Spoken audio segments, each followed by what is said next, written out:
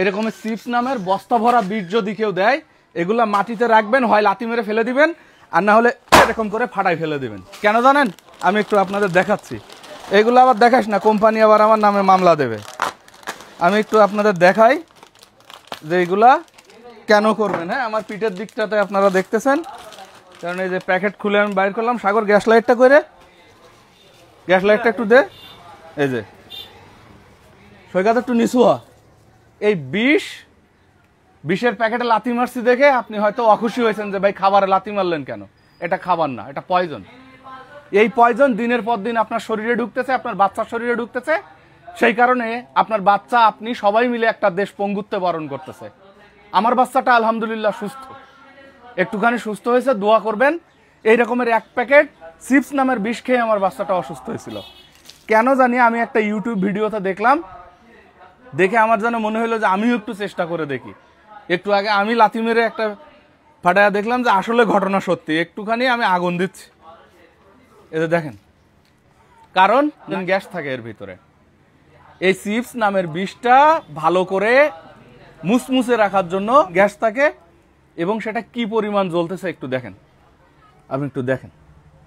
এখন হলো ডিসিশন আপনার, আপনি লাথি মারবেন নাকি আপনার কোমলমতি 1-2 বছরের ছোট্ট শিশু যার লিভারটা এতটুকু, সেই বাচ্চাকে খাওয়ায় আপনি ভবিষ্যৎ প্রজন্ম ধ্বংস করবেন, নাকি এই চিপস আপনি খাওয়াবেন, খাওয়ায় আপনি ভালো থাকবেন। এই বিষয়টা দেখার সম্পূর্ণ দায়িত্ব হলো আপনার। আমি তো ভাই শপথ করছি আমার বাচ্চাকে আর কখনো খেতে দিব না। আমি এমনি দিই না, ভালোবেসে কোনো এক বন্ধু আমার বাচ্চাকে দিয়ে 3 দিন প্রচণ্ড পরিশ্রম করে বহু ডাক্তারের কাছে গিয়ে, অনেক মানুষের কাছ থেকে এ নিয়ে, জ্বর, পেট ব্যথা, একের পর এক আমার বুকের উপরে বমি করতেছে, এসব থেকে বেরোইছি।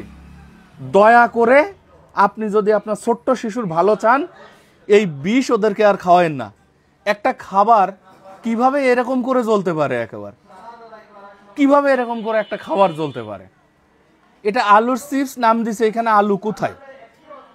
পটেটো ক্র্যাকার্স না পটেটো চিপস? কিন্তু চিপস হলে কি এরকম জ্বলে বা জ্বলার কথা? এরকম জ্বলতেছে। আমি বিজ্ঞানী না, এই বিষয়ে আমি জানি না। আপনি যদি জেনে থাকেন ডেফিনেটলি কমেন্টে জানাবেন যে আসলে কোনো খাবার, সাধারণ কোনো খাবার বা একটা চিপস কি এরকম জ্বলার কথা ছিল কিনা।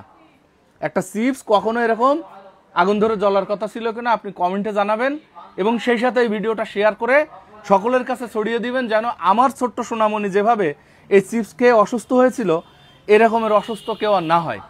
আমি অনেক কান্নাকাটি করেছি আল্লাহর কাছে, মানে ওর কষ্ট দেখে। হঠাৎ সন্ধ্যাবেলা একটা চিপস খাওয়ার পর থেকে রাত 10টার পর থেকে বমি, এবং সেই সাথে পায়খানা, গায়ে জ্বর। আমার বুকের উপরে আমার বাচ্চা একটানা বমি করতেছে। বাধ্য হয়ে ওর মা চিটাগং থেকে চলে আসছে, ছিল তো বাচ্চা আমার কাছে, আমার বাড়িতে। একটা খাবার কি এরকম ভাবে জ্বলা সম্ভব কিনা, এই প্রশ্ন আমি আপনাদের কাছে রেখে যাচ্ছি, যেটা কমেন্টে আপনারা জানাবেন।